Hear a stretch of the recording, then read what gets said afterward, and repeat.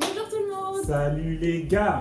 On est de retour avec un nouvel épisode de Tasty Homies. Et qui dit Tasty Homies dit les potes surtout. Ouais, voilà, donc on n'est pas tout seul cette fois-ci. On va faire apparaître nos invités, mais en une seule fois cette fois-ci. Hein. Ok, vas-y, on fait ça. Ouais.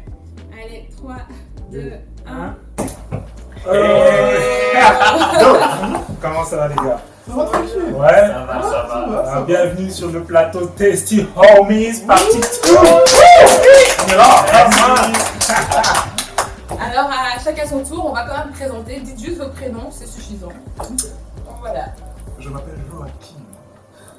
Moi c'est Dikra. Moi c'est Georgia. Lionel. Ouais. Et moi c'est Kevin.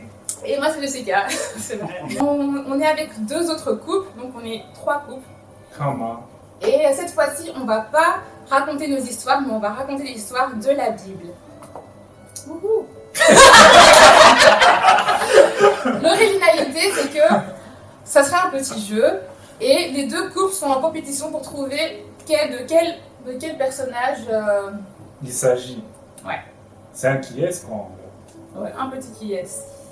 Et donc, ils ne sont pas au courant des histoires. Ils vont le découvrir avec vous et on va retrouver et la meilleure équipe gagne quoi. Enfin, le meilleur couple. Donc voilà, on va commencer tout de suite. Donc pour vous expliquer le qui est, c'est qu'on a choisi 5 histoires et les 5 histoires donc, sont placées en fait dans 5 continents du monde et exactement ça, super design et on va commencer avec la première histoire. Donc vous allez découvrir l'histoire de Elonga. Oh. Elonga, il est en Afrique. Voilà. Bon, allez, let's go. C'est parti, vous êtes prêts? Bien sûr. Donc préparez-vous à prendre des notes, etc. Donc Ouais. soyez attentifs. Donc c'est l'histoire d'un gars qui s'appelle Elonga. Donc le gars il a 21 ans. Attendez, précisez que Elonga ça veut dire victoire en lingala. Du coup, c'est un Congolais. Du coup c'est un beau gosse, il a 21 ans. Il est originaire d'Afrique, hein, comme tu as dit, du Congo. Mais plus précisément du Bas-Congo. Tu vois, vraiment, voilà. Et après des drames familiales, il décide de vivre chez son oncle au village. Donc vraiment, le gars, il s'est dit, allez, même pas Kinshasa, mais il est descendu au village. Donc son oncle, il possède un grand champ d'agriculture. Tu vois. Il a aussi énormément d'employés. Et il est important de préciser que son oncle a 2 filles célibataires à la maison. Donc quelques instants après son arrivée, donc le gars il se balade dans le village, etc. Le gars il marche, etc. Il voit les rivières, les arbres et tout, voilà. Et il fait la rencontre d'une des premières filles en fait de son oncle. Donc ok, bon c'est la cousine quoi. Mystique, coup de foudre. Et il tombe amoureux, c'est un peu bizarre, tu vois. Du coup, il court chez son oncle et il demande s'il peut doter la fille. Voilà. Il demande s'il peut doter la fille. On est en Afrique, hein. Bien sûr. Donc là, il faut doter. Et du coup, doter, c'est une échange d'argent, quoi. Du coup, il travaille dans le champ d'agriculture de son oncle pendant 7 années. Hey. Et après ça, son oncle, il a dit, non, vas-y, toi, t'es un boss. T'as bien bossé, les arbres ont poussé, voilà, moi j'ai fait de grandes récoltes, vas-y, moi j'accepte que tu puisses faire la dot, tu vois.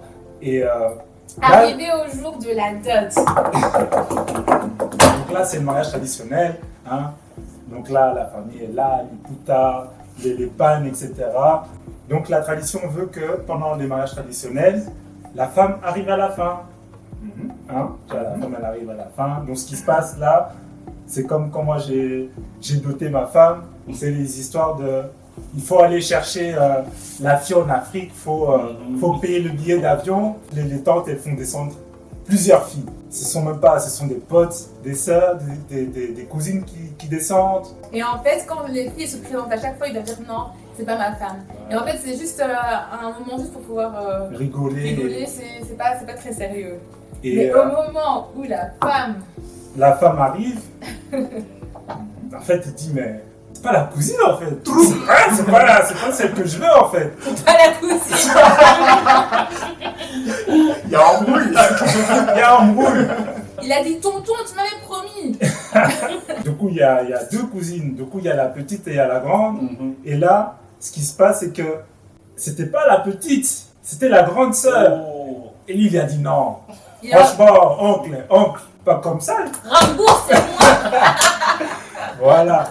Il faut savoir que l'oncle, il lui a répondu, ici dans notre tribu, on marie d'abord l'aîné avant la cadette. Ça se passe comme ça. Donc tiens, t'as fait tes 7 ans, t'as charbonné dans mon village, mais vas-y ta récompense quoi. Ouais. Et lui, il était déçu. Et puis lui, il s'y a, il dit non, moi je veux ma cousine. Quoi. Moi je veux ma petite cousine. J'ai pas la grande, moi je veux ma petite. Du coup, l'oncle il cède, il dit ok, tu veux ta cousine? Bosse. Il dit Ouais. bosse, suis encore 14 ans. Suis. Et c'est comme ça que, je conclue l'histoire, Vas-y, c'est comme vas-y. ça que il resta 14 ans dans le village de son oncle et il s'est marié avec les deux sœurs. Qui est-ce? Jacob. Jacob et Rachel. Oh, toi, t'as ajouté un personnage. On peut même pas de 2 points. Oh. Ok, tu peux mettre la réponse est. Ah. Alors c'est une histoire. C'est cousine bizarre. Du coup, ça fait Ouais. Un point pour l'équipe Georgia et Lionel et un point pour l'équipe Joachim et Merci. Didi. Maintenant, nous allons aller dans la deuxième histoire, la deuxième pièce qui se situe en Amérique. Et en Amérique, on a l'histoire de Lewis. C'est un gars qui vit dans un quartier trop chaud de New York, au Bronx. Donc vraiment, le gars, il a grandi dans le Bronx. Sa famille, elle est modeste, donc ils n'ont pas forcément plus d'argent que qui que ce soit. Ils essaient de joindre les deux bouts. Vous savez, aux États-Unis, il n'y a pas la sécurité sociale et tout, etc. Et c'est compliqué, quoi. Donc, quand tu es dans un quartier chaud, c'est d'autant plus compliqué. Et donc, Lewis, il a 4 grands frères. Ils ont tellement été influencés par le quartier du Bronx que, voilà, eux, ils sont dans le deal, dans la drogue, etc. Et Lewis, c'est le plus jeune de sa famille. Et donc, quand la vie avançait, prenait son cours, ben, ça lui donnait pas trop envie de ressembler à ses grands frères plus tard, en fait, à Lewis. Lui, il avait 17 ans, il avait des rêves plein la tête, il voulait même vivre son American Dream, en fait. Et donc, à la place, lui, il avait en tête de pouvoir changer la ville, donc il se disait, ouais, changer le Bronx et tout, donc il n'a jamais abandonné l'école. Parce que vous savez, aux États-Unis, c'est très dur, même des fois, de juste aller à l'université, avoir une bourse, c'est vraiment pas donné, comme ici, en Belgique. Donc voilà, je vous ai un peu expliqué le contexte de Lewis. Un jour, un de ses grands frères, il vient chez Lewis et puis il fait petit frère et tout, viens un peu. Donc c'est bien, il y a du quartier et tout. Donc Lewis, c'est son frère, il appelle, il arrive et tout, et puis il fait ouais, tiens, une enveloppe. Et va passer à ce mec là-bas. Mais le mec là-bas, c'était le boss du quartier. Donc une fois que tu fais affaire avec lui, ça sent mauvais en fait. Et donc Lewis, il a dit ça, il a dit non frère, je sens trafic d'argent et tout, moi je... Il a commencé à dire ce qu'il pensait au fond de lui. Il voulait pas trop le dire. Il dit ouais, moi, votre ville, elle m'intéresse pas. Moi, je veux changer la ville. Moi, je veux essayer d'être la fierté de la famille, en fait. Son frère, il a regardé, il a ricané, il a dit je crois que c'est toi qui vas changer les choses. Et vous imaginez ce qui s'est passé? Son frère, il a pris Lewis et il a roué de coups. Donc Lewis, il a failli perdre sa vie à cause de son grand frère. Ça rigole pas. Ouais. T'es au Bronx, c'est un Bronx. C'est sombre. Parce qu'en fait, c'est comme s'il voulait qu'il reprenne la relève, en fait. Et Lewis, il a refusé, il a désobéi, et donc il s'est fait rouer de coups. Et c'était vraiment le coup fatal, parce que Lewis,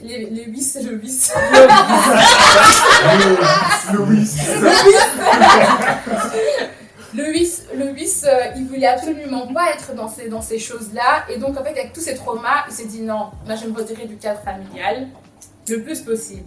Et donc, il s'est battu dans la vie. Donc, vraiment, la vie lui a pas fait de cadeau.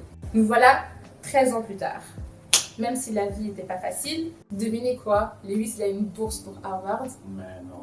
Il a 2 diplômes de Sciences Po et de gestion économique. Waouh. Master, des masters, des doctorats, des doctorats. Ouais. Et donc, le gars, dites-vous qu'il sort à Harvard, il se distingue tellement que des employeurs et tout, ils sont en mode ouais, t'es prêt à travailler chez nous, t'es prêt à travailler chez nous. Et en fait, il y a un cabinet fédéral politique, qui vient chez Lewis et qui dit « Frère, on a vu ton CV, on a vu d'où tu viens, on veut que tu travailles avec nous pour pouvoir prendre des décisions pour gérer la ville du Bronx. » Donc son rêve s'est réalisé en fait. C'est ainsi que se termine l'histoire de Lewis. Et avant que vous proposiez une réponse, je vous laisse réfléchir. C'est compliqué. Attends, on va faire ça différemment cette fois-ci. Prenez le feuille et écrivez le nom que vous proposez. La réponse est... Joseph. Joseph. Vous connaissez la Bible, vous connaissez la Bible. Bon là vraiment c'est 2 partout. Heureusement qu'on a pris le bonus parce que franchement il va falloir vous départager. On ne sera pas viré de ça notre va être classe. dur. On est là nous. Là c'est parti pour la 3e histoire. Là on part en Asie. Avec Chin. Ouais. Et Chin ça veut dire conviction en coréen. Allez. Wow. Conviction. Yeah. Petit clin d'œil à conviction. Un peu comment le francophone quoi. Ouais. Conviction. Conviction. Alors c'est parti pour l'histoire de Chine. Donc l'histoire se passe en Corée du Nord, qui est toujours actuellement sous la dictature de Kim Jong-un. Ouais. Cette jeune fille a toujours vécu dans son pays et ne connaît rien du monde extérieur. Elle a perdu ses parents qui ont été tués quand elle était encore enfant, car ils faisaient tous les deux partie d'un groupe rebelle. Et, contre la dictature. Voilà, contre la dictature. Du coup, elle a grandi avec son oncle qui prend bien soin d'elle. Et grâce à lui, c'est une fille qui est vraiment très très bien éduquée. Ça me fait penser aux gens de Congolais qui donnent leurs enfants. Leurs enfants. C'est pas grave. Pour les Congolais qui regardent la vidéo, vous allez comprendre. Vous allez comprendre seulement. Donc voilà, l'histoire continue. Donc l'empereur a 25 ans et cherche une des plus jolies filles avec laquelle il pourra se marier pour devenir l'impératrice de la Corée du Nord. Donc pour cela, il organise un concours de reine de beauté. Donc l'oncle de la jeune fille l'encourage à y participer et elle gagne et se marie avec l'empereur. Wow. C'est une belle gosse. Attends. Du coup, un jour, un nouveau groupe de rebelles refait surface pour lutter contre la dictature et l'empereur promet de les mettre en prison. C'est une peine de mort. Vraiment, sur le rebelle, vraiment peine de mort, le gars il est. Du coup, cette jeune impératrice a entendu parler de la peine de mort et a repensé en fait à l'histoire de ses parents qui ont eu la même sentence. Et là, ce qui arrive, c'est quoi? C'est qu'elle a imploré son mari de relâcher le groupe, car cela faisait ressortir en fait ses anciens traumas. Fou amoureux, il prit en considération en fait son passé et libéra le groupe. Il a dit en fait ma chérie et tout, je comprends et tout. T'es vraiment la femme de ma vie. Je voulais pas vraiment te faire ça, donc ok, si ça va te mettre mal à l'aise, ça fait penser à l'histoire de tes parents. Ok, on va libérer le groupe de rebelles et on va pas les tuer. Et c'est pour ça qu'elle a pu épargner une peine de mort à toutes ces personnes-là. Ouais. Et voilà, l'histoire se termine là. C'est une chouette fille. C'est une belle gosse. C'est une Avec un gros belle cœur. Les gens vainqués. Les jeux vainqueurs. Femme des balais. Bon, on va faire comme la dernière fois, écrivez bien. Mais j'avais faim. Bon, les filles là, vos dessins, on va pas dessiner, on va décrire en prénom. Roulement de tambour. La réponse est...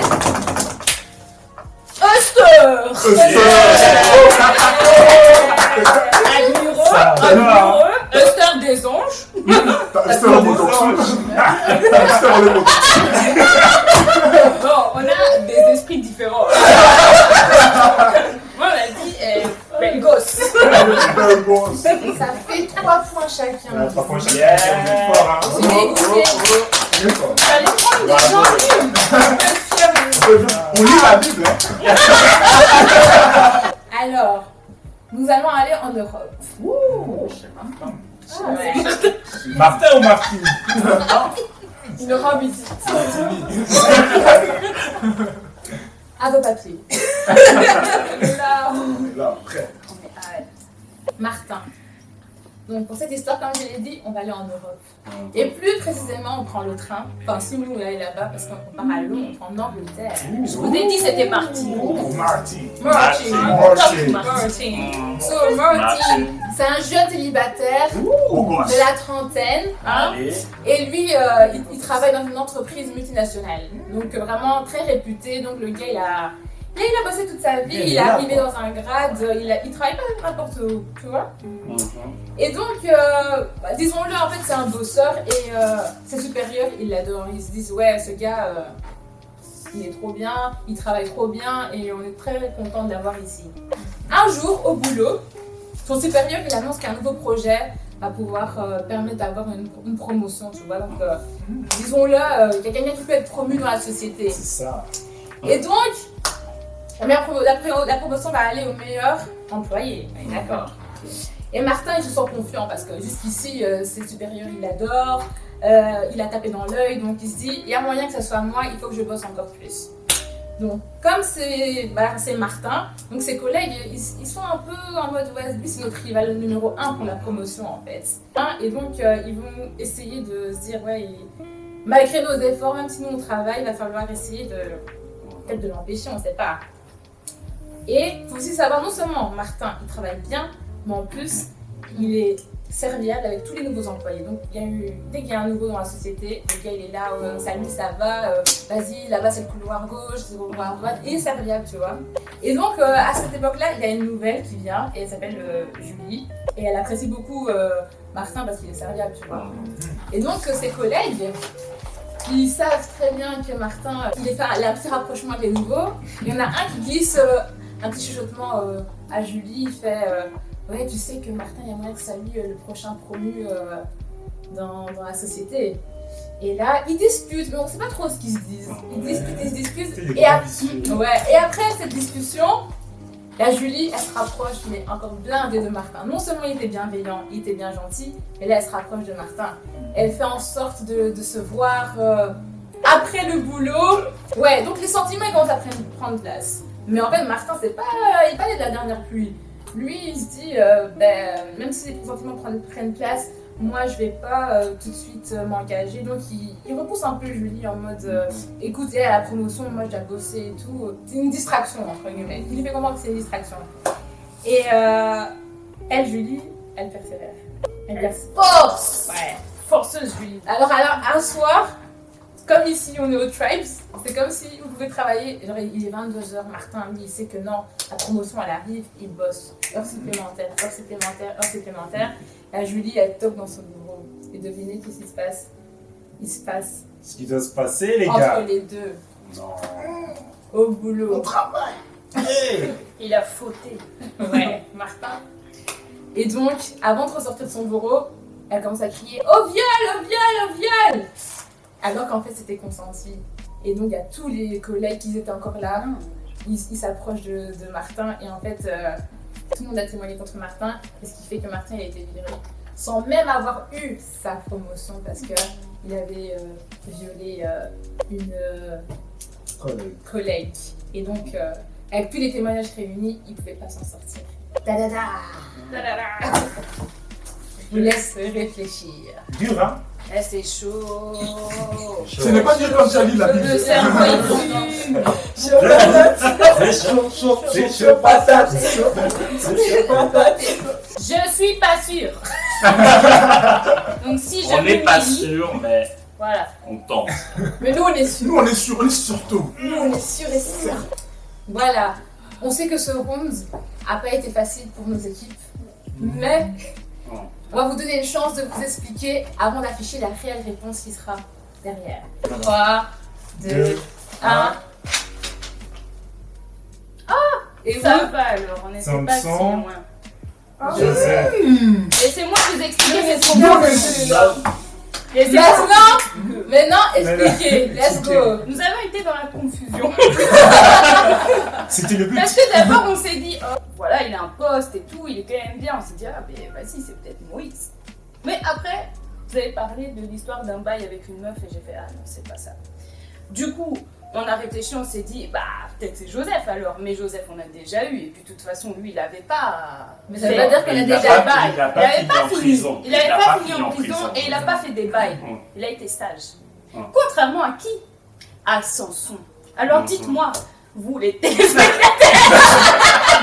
si nous n'avons pas été menés dans la confusion par cette histoire. Parce que si maintenant je me trompe, ce ne sera pas de ma faute. Voilà. Non, mais je pense que c'est Samson, parce que donc Samson dans la Bible a eu une histoire avec une fille. Et il a mal du coup, terminé. il a mal terminé, il a mal fini en terminé. prison.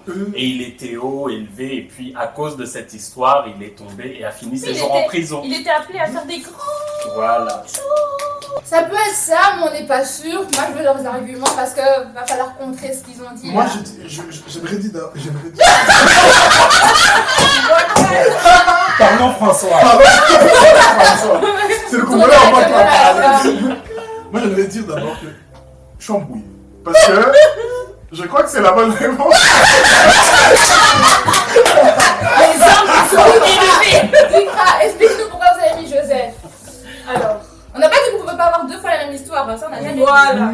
On n'a pas dit qu'il peut pas y avoir deux fois la même histoire. Parce que là, c'était la suite de l'histoire de Joseph. Mm. Après le boulot, il s'est passé des trucs, mais ils n'ont pas précisé quoi. On ne sait pas si c'est réellement passé quelque chose en bien ou en mal. C'est vrai, c'est vrai. Donc, ça fait que on peut penser que c'est Joseph. Et puis, c'était un homme qui était aimé par tous. Il voulait avoir la promotion, il l'a pas eu, mais ça ne veut pas dire qu'au final, dans l'histoire, il n'a pas été promu. Ouais, ça, c'est vrai. Ça se peut qu'il a été promu, on ne sait pas, parce que ça ne tient pas. C'est vrai que Joseph, il est déjà parti en prison aussi. C'est ça. Après, Mais Il est parti Joseph, en il n'a prison, pas pendant passé un le moment. reste de sa vie en prison. Mais peut-être que c'est un élément Mais, piège. en vrai, Samson non plus. C'est Il a vrai. les yeux crevés. Ouais. C'est vrai, pire. c'est- Mm. Moi, franchement, je sais pas. Peut-être que c'est. Samson aussi, c'était quand même un charreau. Il avait. Un charreau film. Ah oui, hein. Parce qu'en plus, c'est vrai que. Est-ce que même il a résisté? c'est ça? Oui, Il a c'était pas... ça ma question. Est-ce que même il a résisté à Non, il n'a pas résisté. Bah, C'est à ça qu'on s'attendait. C'est Comédien. ce genre de débat qu'on voulait. Ça tombait. Je suis la caméra. Il a réussi à le créer. Et la réponse est Samson. On va quand même donner la paix du cœur. On va vous expliquer pourquoi. Je paie du cœur. Sinon, vous n'allez pas dormir. Pourquoi Ouais, vous allez vous demander, mais ça aurait pu être Samson, et c'est vrai. Ça aurait pu être Joseph, pardon. Et c'est vrai, et justement, c'est pour ça que j'ai pas mis l'accent sur le fait qu'il est terminé aveugle, par Ça exemple. aurait été trop facile. Ça a Mais été non, trop ça aurait facile. été trop facile pour vous. Il porte des lunettes. Voilà. Il a des problèmes de Peut-être ce qui nous a mis- ce qui fait que ces deux fils Samson, c'est qu'en fait, il a résisté, donc bien expliqué. En fait, il a résisté légèrement, il s'est dit non, je vais rester focus. En fait, ça fait c'est l'image de quand Dalila lui demandait tout le temps c'est quoi ton secret, c'est quoi ton secret, c'est quoi ton secret, c'est quoi ton secret, pour pouvoir avoir sa puissance et lui couper les cheveux en fait. On n'a pas voulu prendre une image trop forte parce que genre mettre couper les cheveux associé à un acte de manger, ce serait exactement pareil, vous retrouvez. Et vous voulez vous laisser dans le doute parce que effectivement il y a aussi Joseph qui a été tenté, mais lui C'est vrai il n'est que pas Joseph, il a tombé. dit non. Si, par exemple, si ça avait été Joseph, ça aurait pas été. Si ça avait été Joseph, la femme n'aurait pas été, par exemple, juste une collègue, ça aurait pu être la femme du patron. Donc c'est parti sur le dernier round. Là où tout va se jouer, les amis. J'espère que vous êtes prêts à écouter cette dernière histoire. On est chaud plutôt. Je suis trop prête. On est chaud. Donc là, c'est parti sur la carte du monde. On va partir en Océanie.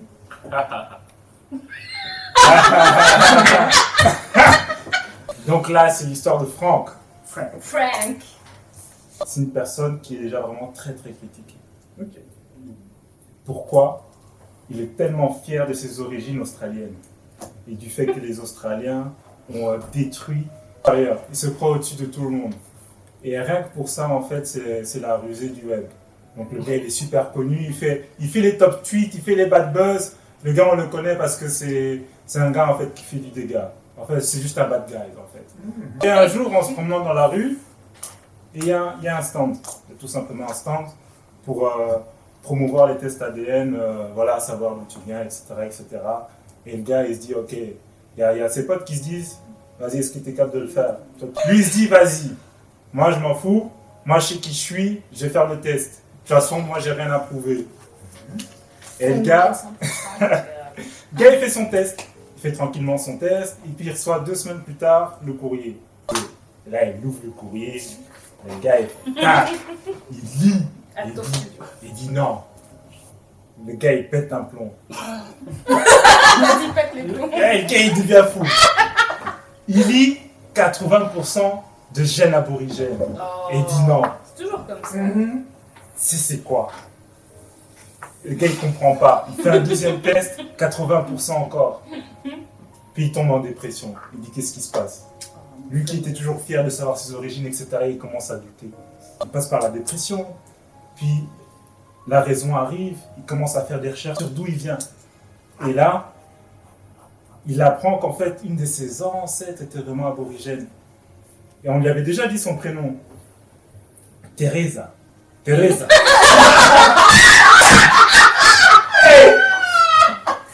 On lui avait déjà dit. Ses grands-parents lui avaient déjà dit. Pour lui, il croyait que non, c'était ses ancêtres, c'était des Irlandais, etc. Alors que non, Teresa, c'est une aborigène. Et en fait, il ne savait pas. Et en fait, là, il était choqué, il était abasourdi. Abasourdi. À partir de là, il a commencé petit à petit à défendre en fait les droits aborigènes. Du coup, il a commencé à faire des tweets, des vidéos, il s'excuse et tout, mais il n'y a personne qui commence à le croire. Il dit ouais, mais toi, on t'a vu et tout, etc. dans la rue, tu traites les gens mauvais, tout ça. Et en fait, il a continué à insister, jusqu'à ce qu'il a ouvert son. Il a commencé à faire des campagnes en fait pour soutenir en fait les histoires aborigènes, etc. Et au fur et à mesure des années, en fait, les gens ont commencé à croire en lui et ont commencé à dire en fait non. Ce qu'il dit en fait, je pense qu'il s'est vraiment repenti en fait de tout le mal qu'il a fait. En fait. Donc voilà, ça c'est l'histoire de Franck. J'espère que. Oh, c'est Ouais, c'était chaud. Hein. Ah, c'est chaud. Ah, c'est le final round, c'est vraiment chaud. Ici, il y a eu des débats durs là entre les gens. Wow. J'ai hâte de voir les réponses. Donc vraiment, montrez aux caméras votre réponse. Pas de problème. Ok. 3, 2, Deux. 1.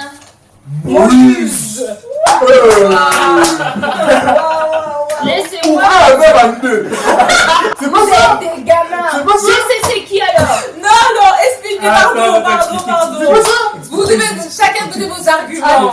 Mais d'abord, le gars, en fait, le gars, il est fier de ses origines, tu vois. Du coup, il est conscient que, ok, en fait, dans sa tête, il est là. Moi, je suis australien 100%. J'ai grandi australien 100%. J'ai la culture, donc, en fait, il a, une certitude identitaire, tu vois. Et puis, il se croit supérieur, donc, c'est que par rapport aux autres, en fait, aux aborigènes, ils le voient un peu comme si c'était des. Voilà quoi. Tu vois. Et vas-y. Et puis, en fait, le truc qui est là, c'est que il fait le test et en fait, il se rend compte que c'est un aborigène. Du coup, les personnes qui critiquent, ben, c'est lui en fait. Comme Moïse, quand il. Enfin, c'est un prince, il croyait que c'était un Égyptien. Du coup, il se croyait supérieur. Du coup, il est traité comme un esclave. Il avait un poste. Et c'est neutre. Il était critiqué. Même il était critiqué, au fait. Même s'il était fier de ses origines, il était critiqué comme les esclaves juifs. Laissez-moi apporter un peu plus de précision. Parce que c'est des entourloupes. Ok. Tout comme mon frère, Joachim. Nous avons pensé la même chose. Mais il y avait quand même un deuxième personnage. Et c'était qui ce deuxième? Et le deuxième personnage, c'était Paul. Ah. Laissez-moi vous expliquer. Donc, c'est la si même vous chose. nous voyez creuser nos têtes et tout, c'était parce qu'on voulait savoir sur quel pan de l'histoire on allait se baser. Donc, on a fini par choisir Moïse, étant donné qu'on a parlé d'ADN. ADN. Physique. Et pas spirituel. Cependant, maintenant qu'on parle et qu'ils ont fait les gamins, je l'ai vu dans leurs yeux, les choses qui me faisaient pencher pour Paul étaient le fait que c'était quelqu'un de critiqué. Il faut savoir quand même que Paul tuait un petit peu des gens. Donc c'était un peu tada quand même. Donc après, il y a eu cette fameuse histoire dans le désert et c'est ça que vous en avez pas parlé. Mais est-ce que c'est pas là où il a pris conscience qu'il était de la même ADN parce que Jésus voulait le sauver? Parce que les deux, franchement, ton argument avec Paul était super, comme l'argument avec Moïse était aussi super en fait. Parce que si tu me dis que ouais, il a quand même dirigé le peuple d'Israël quand même. Hein. Ok, ils avaient sorti, mais ils étaient dans le désert et tout, etc. Ils ont avancé, et donc voilà. Et comme tu dis, il a une fierté, il a été adopté par la fille de Pharaon et tout, donc il savait pas vraiment d'où il venait, tu vois. Ouais. Donc Moïse. Mais bon, comme c'est pas moi qui ai écrit la réponse, je laisse à l'interlocuteur numéro 1. Ouais. L'interlocuteur. D'annoncer. J'aurais dit ça. Non, d'annoncer. J'annonce. Donc vraiment la réponse est... Et 3,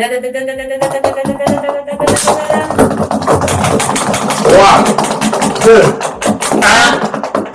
Bon, les gars, petit problème technique, nos caméras elles ont lâché complètement et c'est dommage.